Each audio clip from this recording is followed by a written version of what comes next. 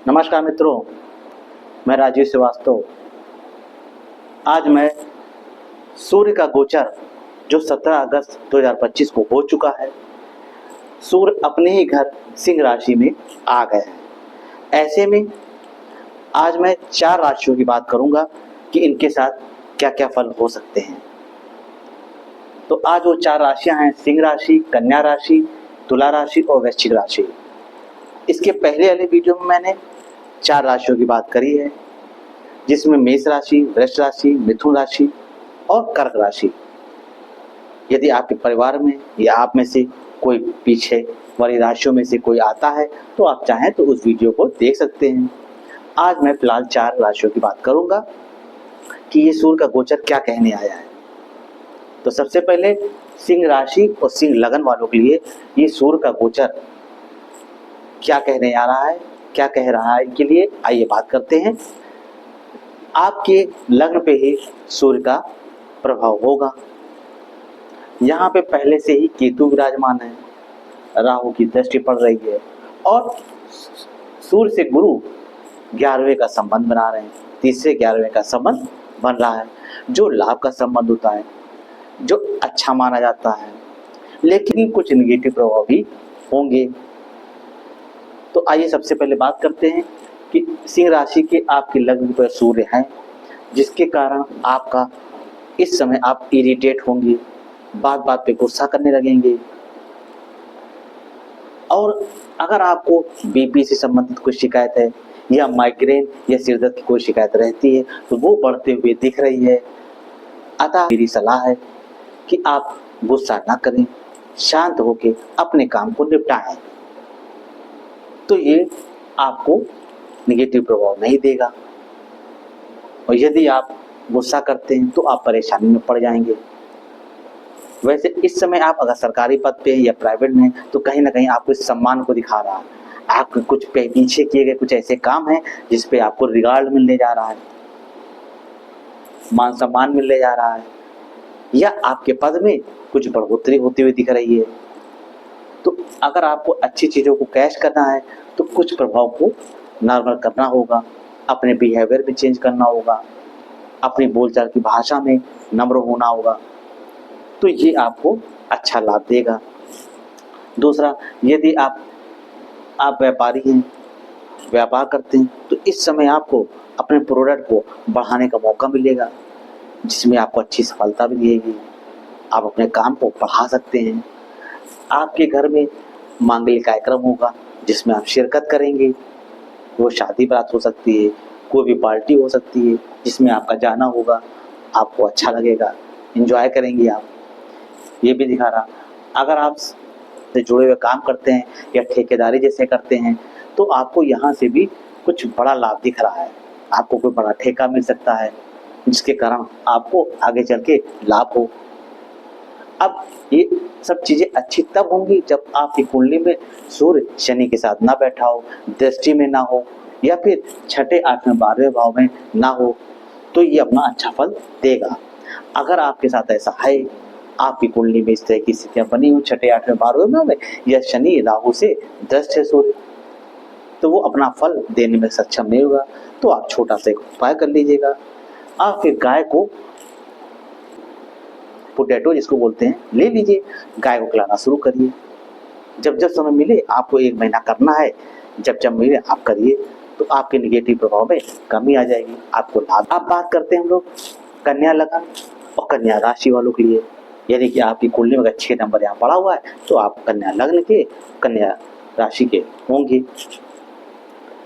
आप लोगों के लिए गोचर 12वें भाव में हो रहा है, यानी खर्च भाव में हो रहा है। तो इस समय आपके खर्चे बढ़ेंगे, बेवजह खर्चे होंगे। फिजूल खर्ची से आप सावधान रहें, सतर्क रहें।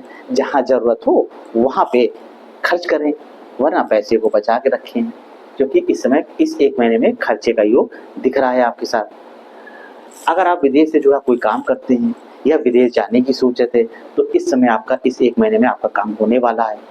या तो आपको बड़ा ऑर्डर मिल जाएगा, या एक्सपोर्ट इंपोर्ट का कोई काम है, या आप विदेश की सोच रहे थे, आपका वीजा लग जाएगा, आपका पासपोर्ट सब तैयारी हो जाएगी, आप जा सकते हैं। इस समय आपके शत्रु भी परास्त रहेंगे, तो अगर कोई आपका कोर्ट कचहरी का कोई मामला चल रहा था तो उसमें आपको विजय दिख रही या आपकी पक्ष या आपका पक्ष मजबूत होते हुए दिख रहा है, तो आप इस समय वकील से मिलकर बात करें तो आप इस पे जीतेंगे या पक्ष मजबूत हो जाएगा आपका। तो आप प्रयास तेज कर दीजिए। और गुरु के साथ इनका तीसरे और 11वें का संबंध है, तो ये लाभ देने की कोशिश करेंगे कि आपको अच्छे से लाभ दें। अब अगर यदि आपको लाभ नहीं हो पा रहा है तो हो सकता है आपकी कुंडली में सूर्य पीड़ित हो, शनि राहु के से दृष्ट हो, जिसके कारण वो अच्छा प्रभाव नहीं दे पा रहे हैं। तो आप एक छोटा सा उपाय करिएगा। आप हरा चारा, जिसमें हरी सब्जियां भी हो सकती हैं, पालक हो सकती है, भिंडी हो सकती है, कुछ भी जो है गाय को देना शुरू करें।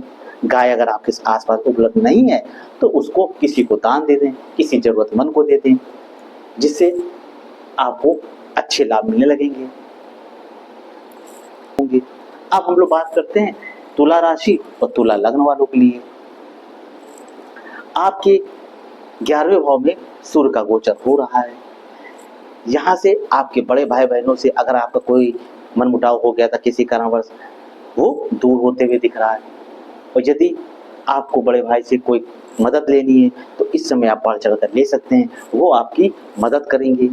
तो जो भी आपकी उम्र से बड़े लोग हैं उनसे आप मदद मांगेंगे तो मिलेंगे। तो इस समय आपको बड़ा लाभ भी हो रहा दिख रहा मुझे।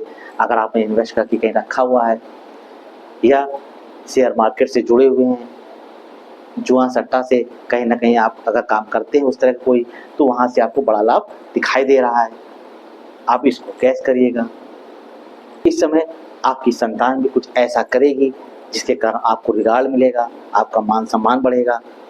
और इस समय अगर आप कुछ पढ़ने की सोचना चाहते हैं, कुछ आपके मन में आ रहा है कि लाइए मैं कुछ ज्योतिष का ज्ञान लूँ, कुछ किताबें पढूं, तो वो भी आप इस समय कर सकते हैं।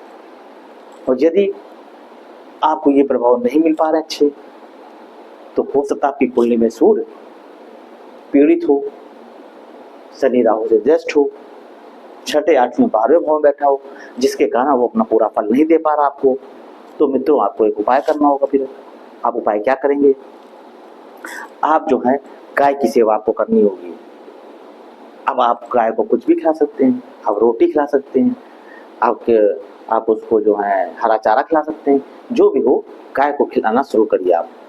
और सूर्य भगवान को जल दीजिए, जिसके कारण आ रही परेशानी अगर कोई है तो वो दूर हो जाएगी, आपको इससे लाभ मिलने लगेगा।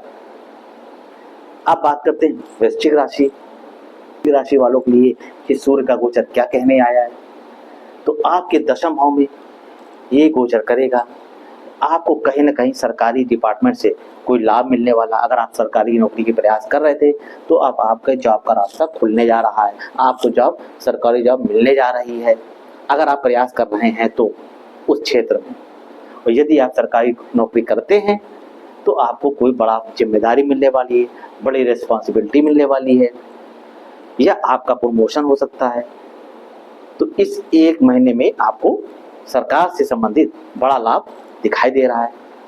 अगर आप प्राइवेट काम करते हैं तो वहाँ पे भी आपको अपने अधिकारियों से सहयोग मिलेगा, आपके बॉस हैं उनसे बड़ा सहयोग मिलेगा। और यदि आप सरकार से जुड़े हुए काम करते हैं, ठेकेदारी में लगे हुए हैं, तो आपको बड़ा ऑर्डर मिल सकता है। आप प्रयास तेज करिए अपने। ये सूर्य आपको दिखाएगा। यहाँ से इनकी 7वीं दृष्टि पड़ रही है। अगर प्रॉपर्टी का भी कोई मामला आप सब सोच रहे हैं, कुछ एसेट से मैं अपने बढ़ा लूँ, गाड़ी नहीं ले लूँ, या घर मकान चेंज करके नया ले लूँ, तो वो भी आप कर सकते हैं। वृश्चिक राशि वालों के लिए ये अच्छा समय है, आपके लिए ये ज़्यादा बेहतर हमें दिख रहा है।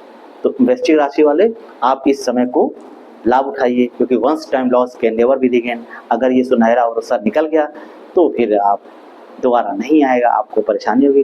तो आपके लिए तो ये गोचर बहुत अच्छा दिख रहा है, तो आप इसका लाभ उठाइए।